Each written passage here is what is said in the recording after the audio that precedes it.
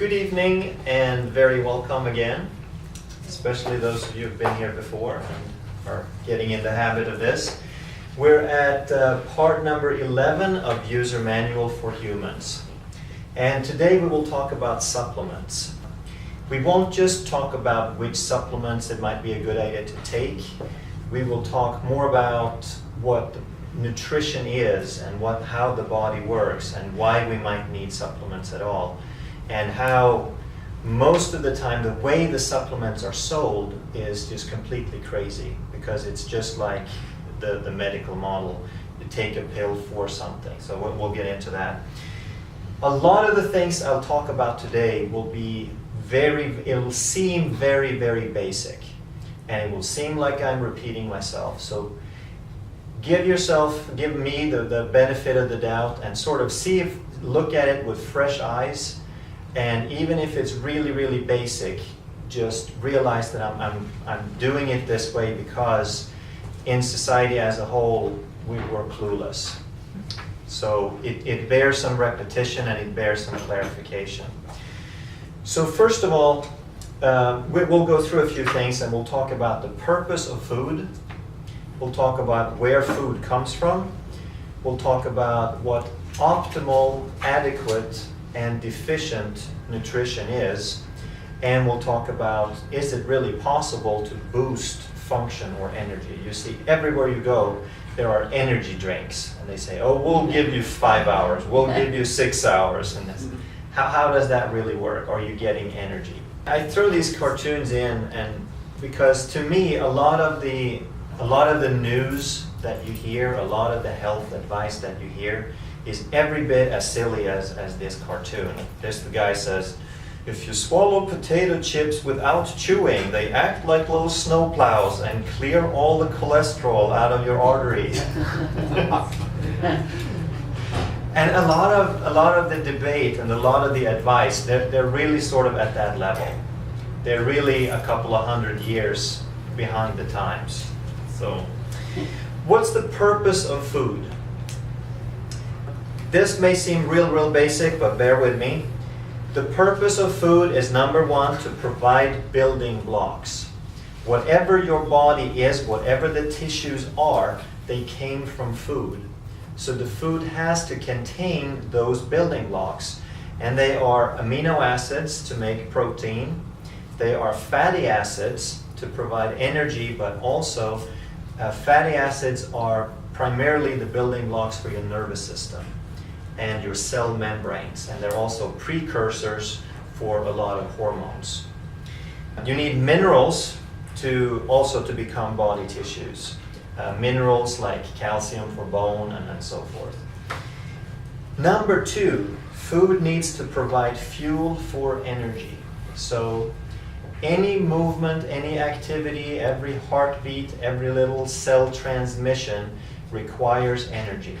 Your immune system requires energy. All of this energy has to come from food. Energy for movement, signaling, transportation within the body, and anabolism, which means building things up. When you build tissue, it doesn't just happen. These molecules have to be put together, and that requires energy to sort of like Lego blocks. They don't go together by themselves. Takes energy. Number three, food also needs to provide vitamins and phytochemicals.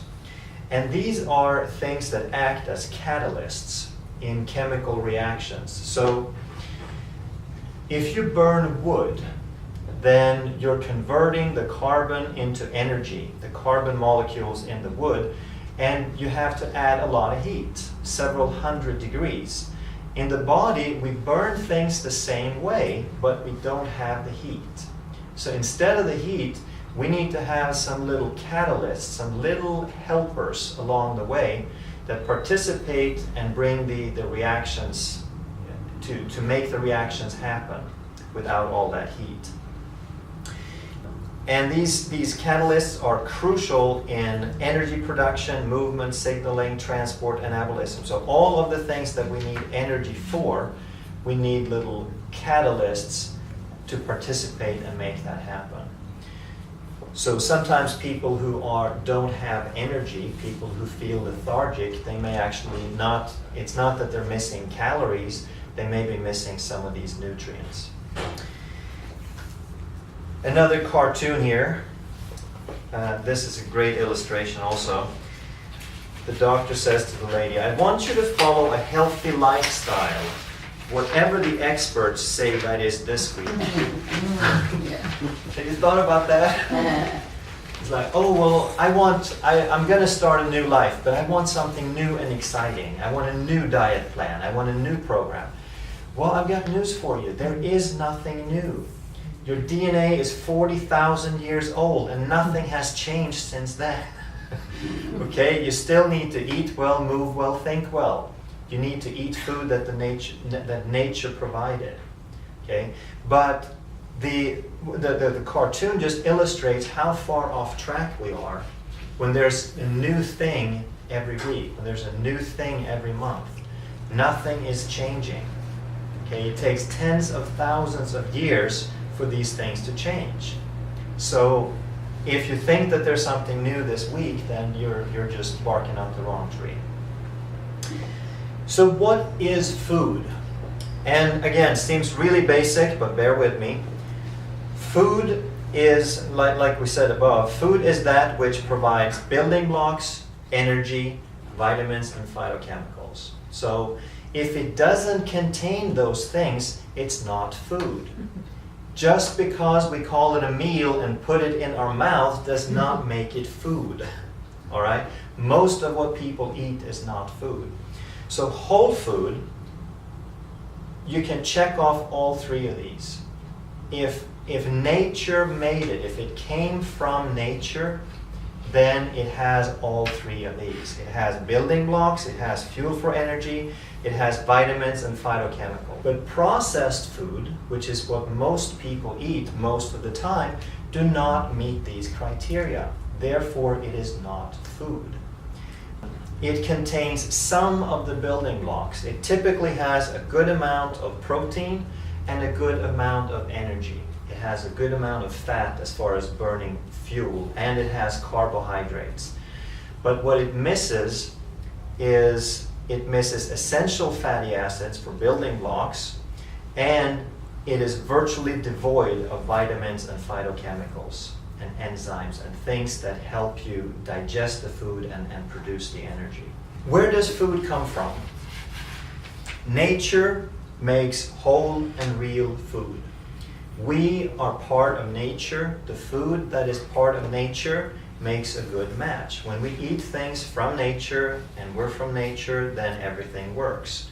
When we try to mess with it, it doesn't work anymore. So nature makes things to eat such as nuts, vegetables, animals, fish, etc. And nature provides the perfect packages, the proper ratios, and the ideal content. So when you eat fruits and berries and nuts and meat and fish, the way that nature produced it, it's always in a good proportion. Okay? However, when we put it in a box and stamp it with Kraft, Nabisco, Kellogg, Campbell, General Mills, Conagra, Heinz, etc., it's just not food. These companies, they start with the raw materials, which are real food, and then they change them. They take away pieces, they process it, they nuke it, they chop it, they pulverize it, and now it's altered, fraction, incomplete. And here's one of my favorite things that makes absolutely no sense.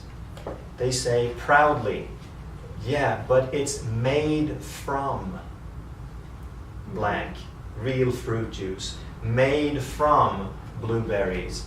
Well, who cares what it's made from? It's not that thing anymore, right? Tequila is made from cactus. There's not much similarity. Who cares what it's made from? It's not what it used to be. And if we change it, it doesn't do what it's supposed to do. Okay, so whenever you hear made from, then just don't get it. You want not made from, you want the thing that it is. All right? And then, of course, they have to make it sit on the shelf for a year and not spoil. So they have to strip all the nutrients out and add toxins and poisons. So if we eat a packaged food once in a while a little bit, we'll survive. But if we make it most of our food, then we're in trouble. In an ideal situation, you eat 100% organic, biodynamically grown food, like all the other animals on Earth. Do you know of any other animals that doesn't eat food from nature, except the ones we domesticate? Right? They all eat plants and fruits and nuts and each other.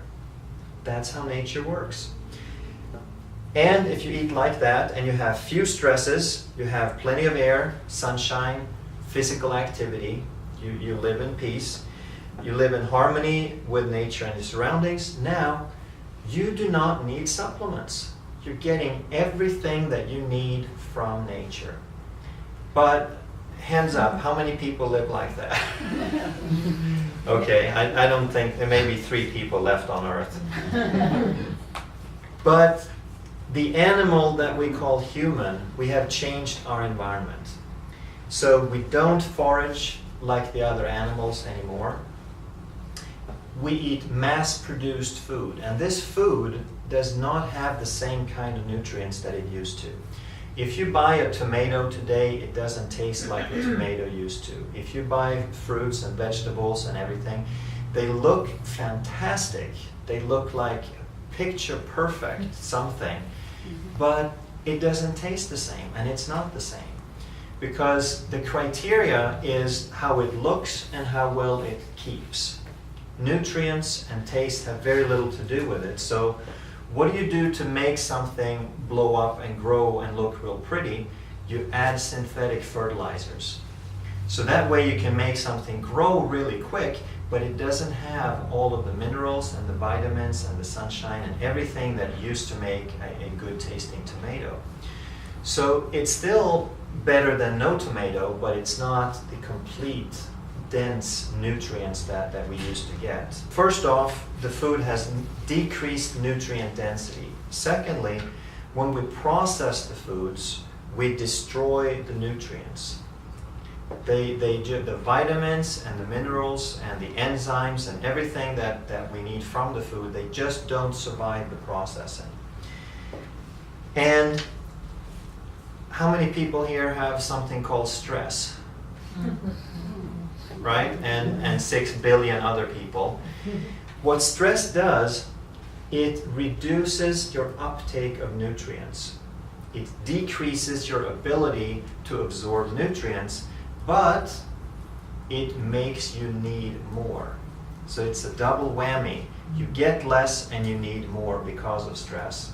Then we eat processed food and we have depleted soils and the way we grow. So it's not a perfectly ideal situation. So therefore, because of these reasons, there are some things that make sense to add to your diet, to supplement a little bit. Essential nutrients. Essential means literally that you have to have it to live. You cannot live without it. And those are things, the essential nutrients are amino acids that we get from high quality proteins.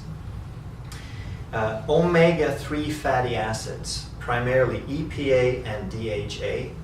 There are several sources, and we won't go into detail here, but you can ask afterwards if you like. Omega-3s come from flax oil, theoretically, and meaning we can make EPA and DHA, but we don't convert it very well.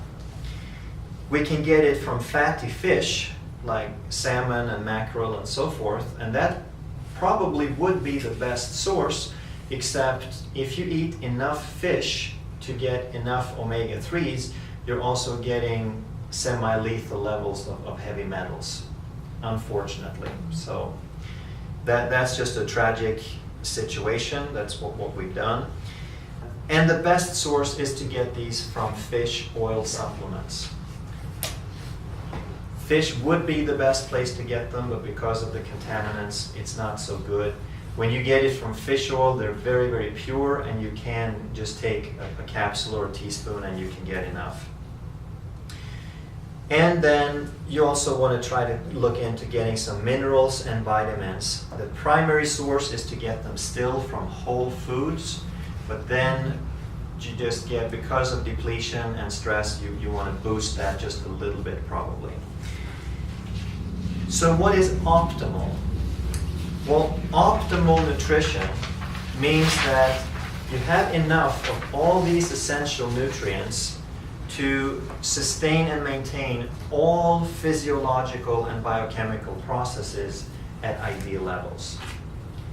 That doesn't mean that we wait to get symptoms. It means that everything is working close to 100%.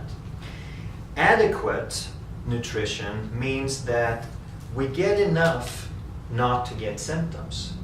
It means we don't have 100% vitality, we don't have all the energy and joy and function and long life that we could have, but we're not really getting symptoms for right now. And that's the traditional model. That's how they judge how much of everything that we should get. They just look, how much does it take to prevent a symptom? And then deficiency, this is when we have so little of a critical nutrient that the body just doesn't work. We're getting some kind of symptom. We're getting anemia or rickets or scurvy or something like that. So that's a disease state, and we just have to add something real quick. The biggest thing that we have to overcome with nutrition and supplements, though, is, have you noticed how you go into a health food store, there's a million things, and all of them are good for something? So you get one of everything, right? And you spend $1 million a month on supplements, and you don't need anything else. The biggest problem that we have is that the medical model has so ingrained this way of thinking that you take something for something.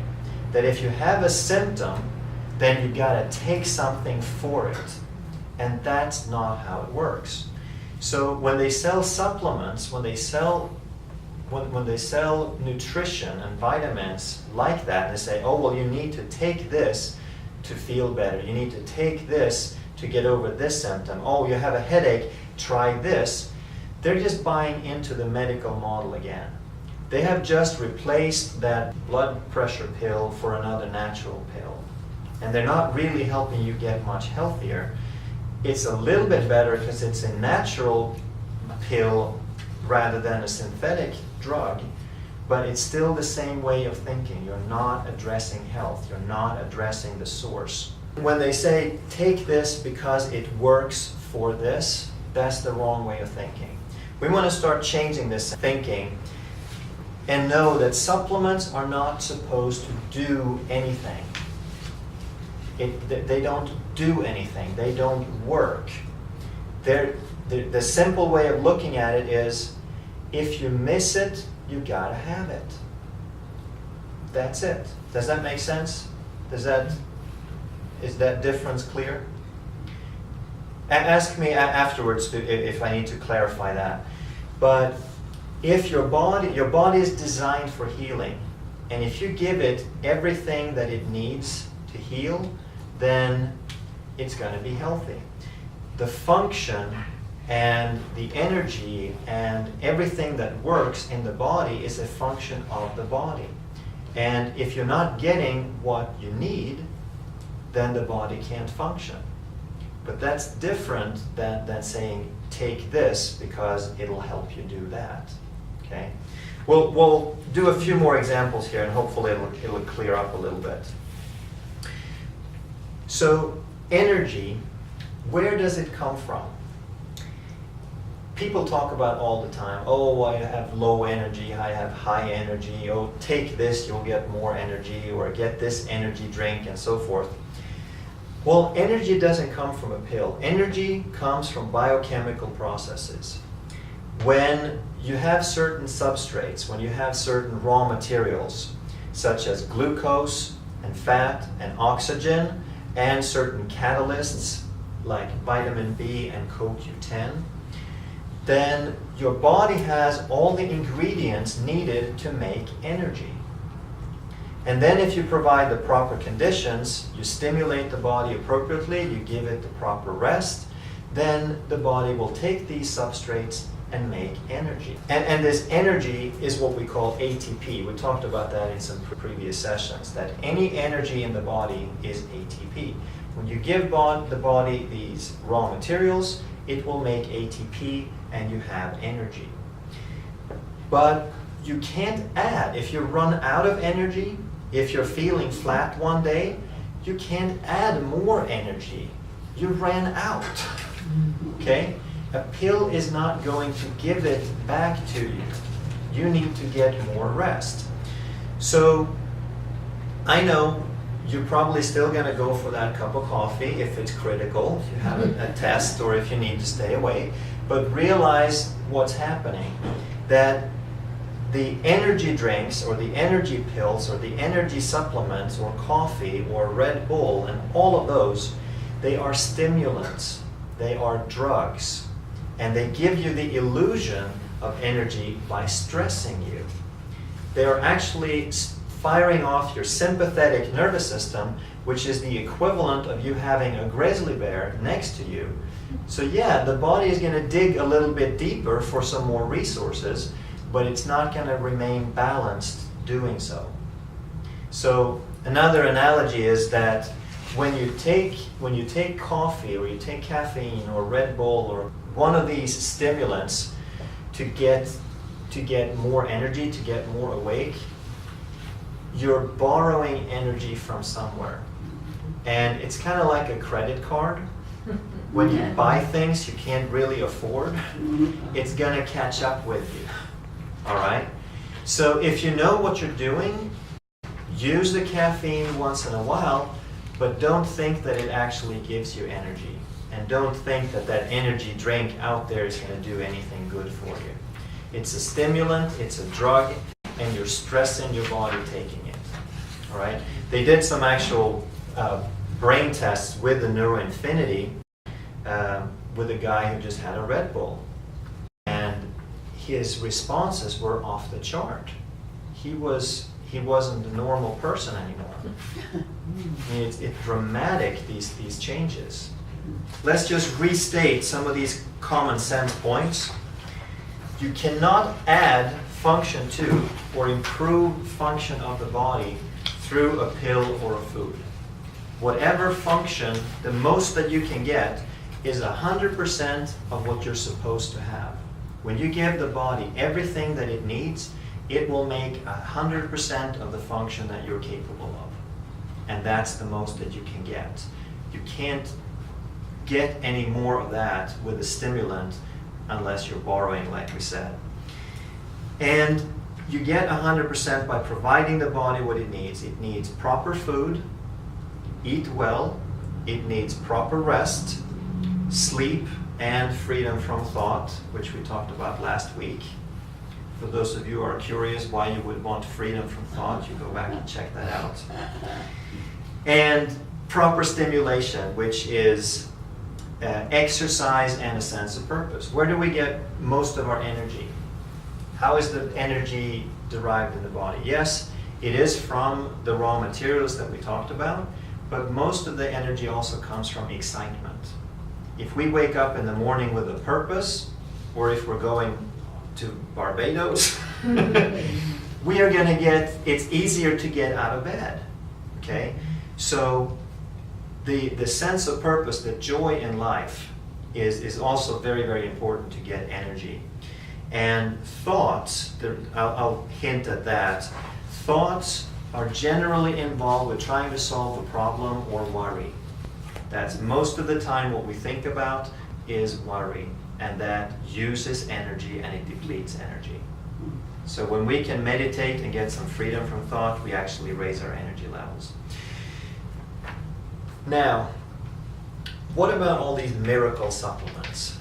You hear about, there's thousands and thousands of them out there, and every one of them have miracle stories. They say they cure you from cancer, and they cure you from diabetes, and they cure you from this and that. And everything out there has a miracle story. So let's just say that one person is really, really deficient in vitamin C. And they're just not working. They have no energy, they have bleeding gums. For that person, vitamin C is a miracle cure. So if you give that person vitamin C, they're going to have a miracle. And they're going to run around and tell everybody else, oh, vitamin C, it saved my life, you should take it. Mm-hmm. That does not mean that you're going to feel better taking vitamin C. If they miss it, if they're lacking and they add it, they will come back to health. It doesn't mean it will do anything for you. Okay? And most of what they're doing with these supplements and these testimonials is actually a placebo. And placebo is not to be underestimated, because placebo is the true healing force in the body that comes from you believing in something. So if you believe that you can get healthy, that's the first step to getting healthy. So if they don't do anything else but provide placebo effect and they can get people better, well, it's not such a bad thing anyway. And most of these are sold by multi-level marketing companies with a financial incentive, so you have to be a little bit critical and know that these people are, half of their excitement is about how rich they're going to get when everybody takes it. So there's some good supplements still, there's still some good products being sold, but just know that this is sort of the thing behind it. So, with all of that said, what are some of the supplements that we would maybe want to take?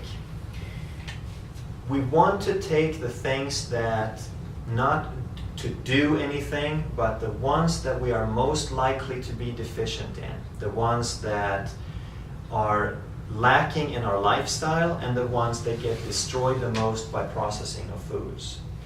And the number one that everyone should be on, because there's no question everyone in the Western world is deficient, is omega-3 essential fatty acids. We just don't get enough of it. If you, as stressed as we are, you need to eat fish every day to come up to the levels of omega-3s that you need. And you can't eat that much fish without glowing in the dark.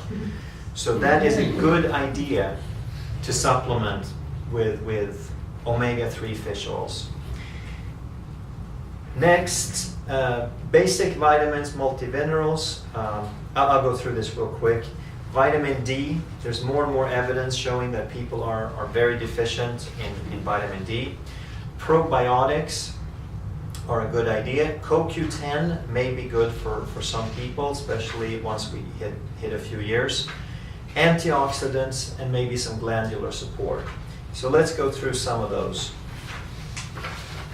Most chronic conditions like diabetes, cancer, arthritis, cardiovascular disease, they are inflammatory conditions. They are marked by inflammation. So it's not so much the reasons that we hear about too much cholesterol and too much fat and not enough of this and too much of that. It's really an inflammatory condition. And yes, lifestyle is important, stress is important. But the thing that can reverse the inflammation is going to have the greatest impact on all of those conditions. So what omega-3s actually do is they are a precursor for the body's natural anti-inflammatory. So if you have inflammation, you add fish oil, you reduce that inflammation, and you get better. They did a study, and they had people eating a diet rich in alpha-linolenic acid, ALA, which is omega-3, and they reduced inflammation by 75%. Then they did another study, which was one of these gigantic things with 40,000 people over a couple of decades. And they gave them 1 gram of ALA per day and they reduced heart disease by 47%. They did nothing else. They gave them one pill of omega-3 fish oil, reduced heart disease by 47%. And there's still cardiologists that don't tell people to take fish oil. That's pretty amazing. They tell them to take statin drugs, blood pressure medication. But yeah. So other than that, omega-3s, they are the basic building block for the cell membrane. The cell membrane is maybe the single most important structure in the body. It is the actual true information processor. It is the true brain of the body, of the cell. And the integrity of that cell membrane depends on the quality of fatty acids that we eat. And like I said, it's a precursor for anti-inflammatory prostaglandins. So there's really no reason for anybody not to take fish oil, because we all need a lot of it and we're not getting enough. So if you just take one thing, make it fish oil. Then if you eat everything organic, if you get everything from your garden, don't worry about vitamins. But if you're getting some of your food from the store, then get a multi-mineral, get a multivitamin. We have some good basic ones.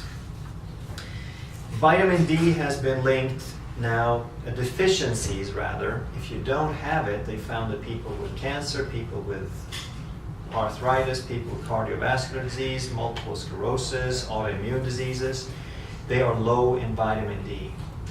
And the levels that they previously thought were adequate, meaning you didn't get symptoms, they upped those levels significantly, but they still need to up them more, because vitamin D is a very crucial nutrient. So that's also a good idea to take, especially if you have dark skin and you don't get much sunlight, and during the winter months, because we make most of our vitamin D from sunshine.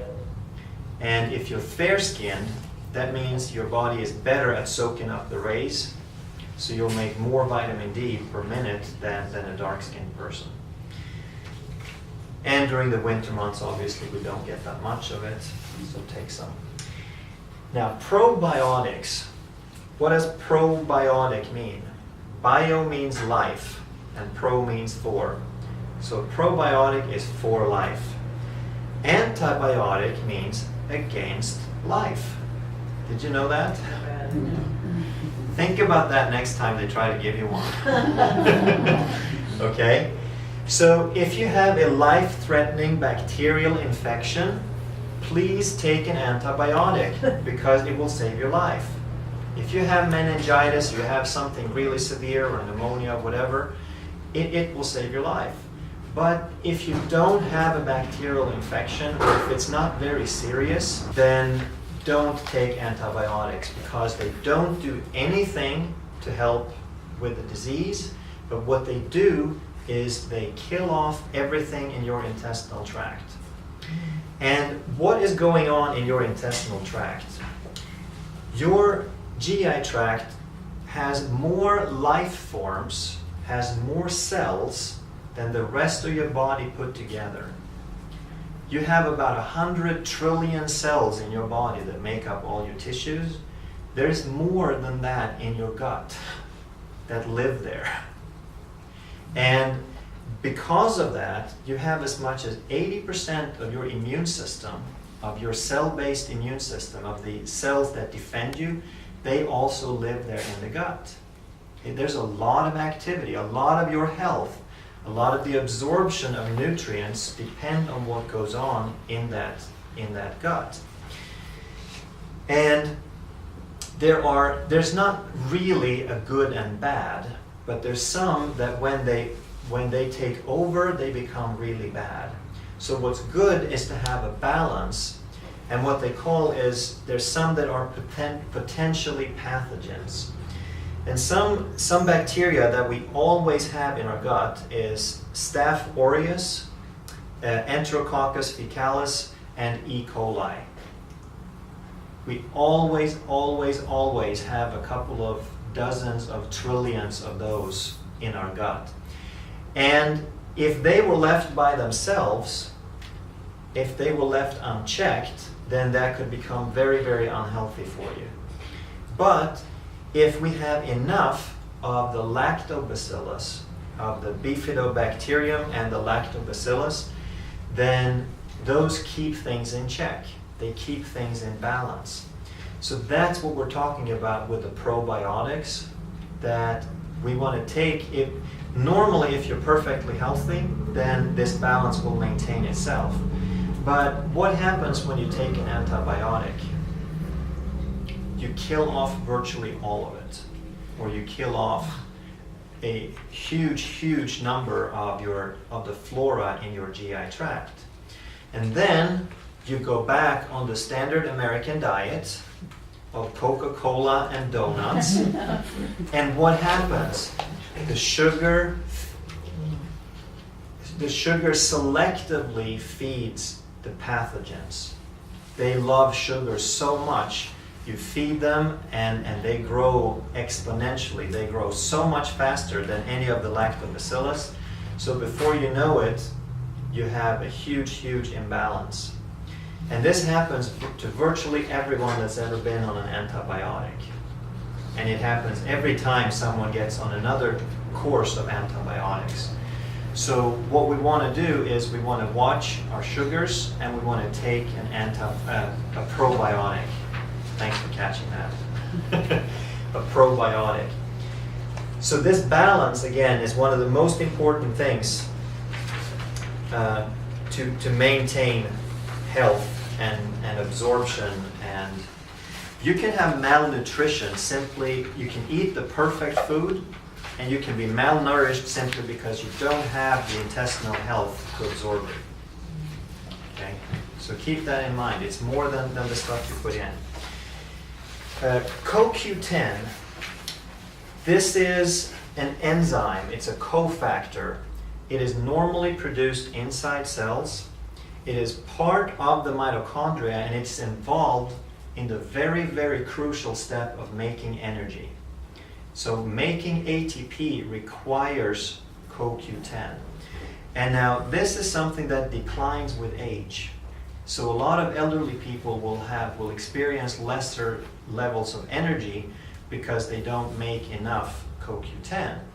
This doesn't automatically mean that you need to start eating it, because in a healthy body, the CoQ10 is still maintained.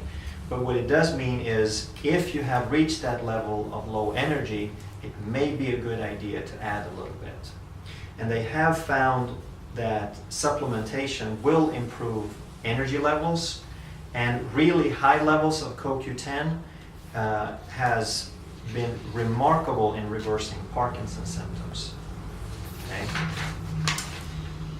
Antioxidants, they are something that neutralize free radicals. So as part of what the cells do in their normal way of going about business is they burn energy, they make ATP, and in that process they make something called free radicals.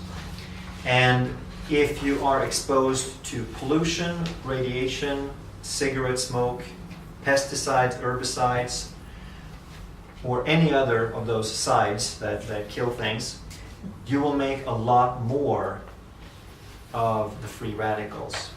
So when you have, what a free radical is, it's a molecule, it's an atom with an unpaired electron. And that means it's very, very unstable, and it's going to try to grab electrons from your body tissues, and it basically goes around like some crazy rotor-rooter, if you will. It wreaks havoc and creates damage. And what an antioxidant does, it can basically contain this free radical and pair up that free electron. The natural sources of antioxidants is a memory mnemonic called ACEs, which is vitamin A, vitamin C, vitamin E, and selenium. So when you eat foods that are rich in those, that's the best source. And if you don't get enough, then you may want to take a little bit more. Fruits and vegetables have the most, and there's also something called chlorella and spirulina. which are excellent sources of antioxidants.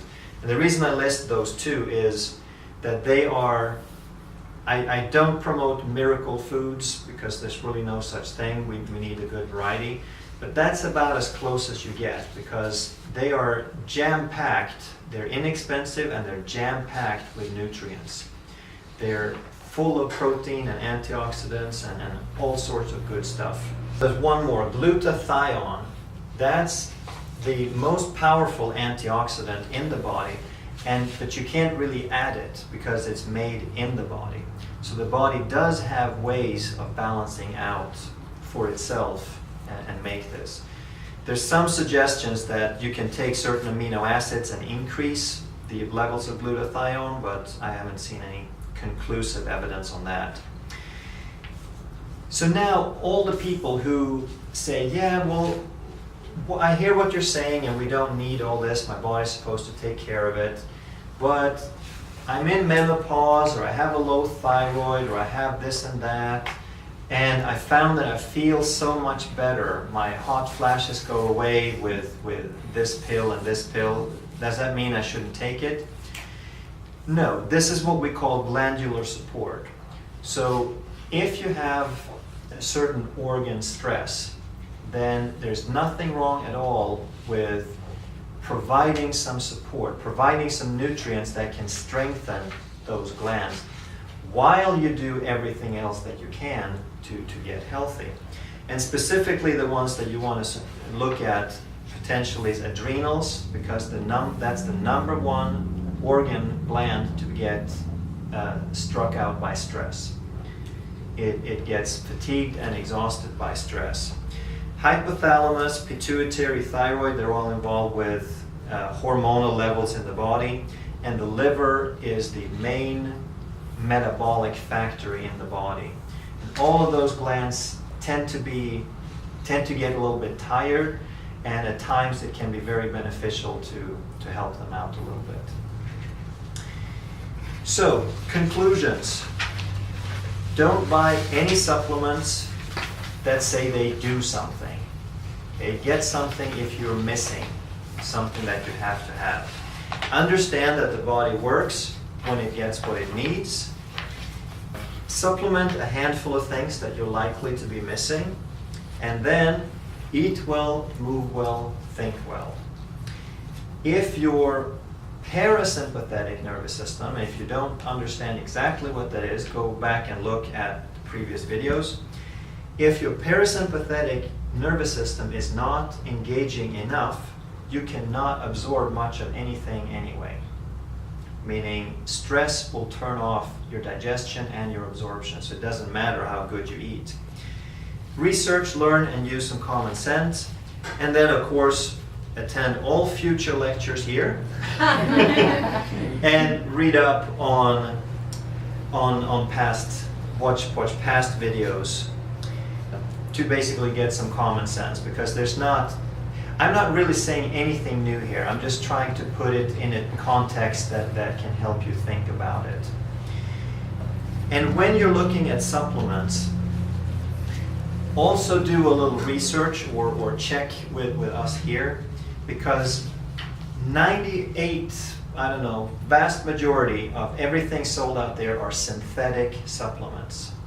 So everything they have virtually at Kroger and Publix and Walmart and GNC and so forth, there's some things that they'll do you some good, but for the most part they're synthetic, and they're a far cry from the food source nutrition that you're looking for. We'll end up with a wonderful cartoon here. The wise man sitting on the top of the mountain, and he has a sign that says, "Ignorance cheerfully return if not completely enlightened."